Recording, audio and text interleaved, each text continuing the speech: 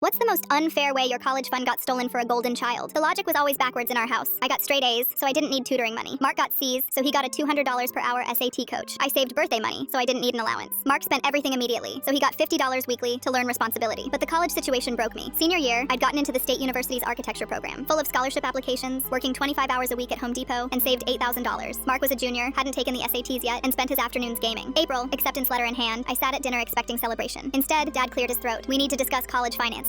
Finally, I thought. They'd been vague about the college fund Grandma left us. We've decided Mark needs the fund more than you do. The words didn't compute. What? Mom jumped in. You're so capable, honey. You've already got scholarships lined up. Mark doesn't have your advantages. Advantages? I worked for those scholarships. Exactly, Dad said. You can get loans. Mark can't. His grades won't qualify him for anything. So because I worked harder, I get punished? It's not punishment. It's practical. You'll figure it out. You always do. Mark didn't even look up from his phone. I took out $47,000 in loans. Worked 3 jobs through college, campus library, weekend construction, and night shifts at a diner. Lived on ramen and Spite. Meanwhile, Mark went to a private college that accepted anyone who could pay. Posted Instagram stories from frat parties while I was mixing concrete at 5 a.m. before classes. He lasted 3 semesters. Dropped out with nothing but beer knowledge and a weed habit. Moved back home. Parents called it finding himself. I graduated summa cum laude. Landed a job at an architecture firm in Seattle. Shared a studio apartment with cockroaches to pay down loans. Mark lived rent-free at home, delivering pizzas twice a week, gaming the rest. 5 years later, at Thanksgiving, parents announced their estate planning. We're leaving the house to Mark, Mom said, passing gravy like she hadn't just gutted me again. Why? You have a career. He needs stability. He's 30 and lives in your basement. Exactly why he needs it more, Dad said. So again, because I succeeded despite you giving me nothing, I get nothing. Don't be dramatic. You'll inherit your grandmother's jewelry. The jewelry you already gave to Mark's ex-girlfriend who never returned it. Silence. I left before dessert. Didn't go back for 3 years. During those 3 years, I worked obsessively. Got promoted to senior architect. Designed a building that won a state award. Paid off my loans through 80-hour work weeks and living like a student until I was 32. Mark, meanwhile, got fired from pizza delivery for stealing food. Started a business, selling MLM supplements, with $30,000 from parents. Failed in 4 months. Got another $20,000 for a food truck idea. Never bought the truck. Then Dad had a heart attack. Survived, but barely. I flew back, spent 2 weeks managing his care because Mark couldn't handle hospitals. That's when I saw their finances. Second mortgage for Mark's ventures. Retirement savings gone. Credit cards maxed. The house they'd promised Mark, worth nothing. They'd borrowed against it repeatedly. Dad recovered but couldn't work. Mom's part-time income couldn't cover their bills. Mark's solution? Sell the house, move somewhere cheaper. Their solution? Ask me for help. Just until we're stable, Mom pleaded. Like Mark was supposed to be by now? That's different. No, it's exactly the same. You gave him everything because he was weak. Now you're weak and suddenly I'm valuable? We're your parents. You were his parents too. How'd that investment work out? I did help, but with conditions. I bought their house from them at market value, let them live there for below market rent. The deed is in my name. The money went directly to their debts, not through their hands, where Mark could manipulate them. Mark called me, screaming, "That was supposed to be my house. Then you should have been able to save it." He threatened to sue. With what money? I asked. He hung up. Last month, my building, a youth center I designed, opened downtown. Front page news. Mom posted on Facebook. "So proud of my daughter. We always knew she'd succeed." Someone commented, "Must have been expensive college. Lucky to have supportive parents." I replied, "Actually, my parents gave my college fund to my brother because I was resourceful enough to figure it out myself. Everything I built in spite of them, not because of them." Mom called crying, "Why would you embarrass us like that? The same reason you impoverished yourselves. I was just being practical. Mark still lives with them, still unemployed, still waiting for the house he'll never inherit. And me? I'm designing my second award-winning building. Turns out resourcefulness was worth more than any inheritance they could have given me, though I would have preferred both.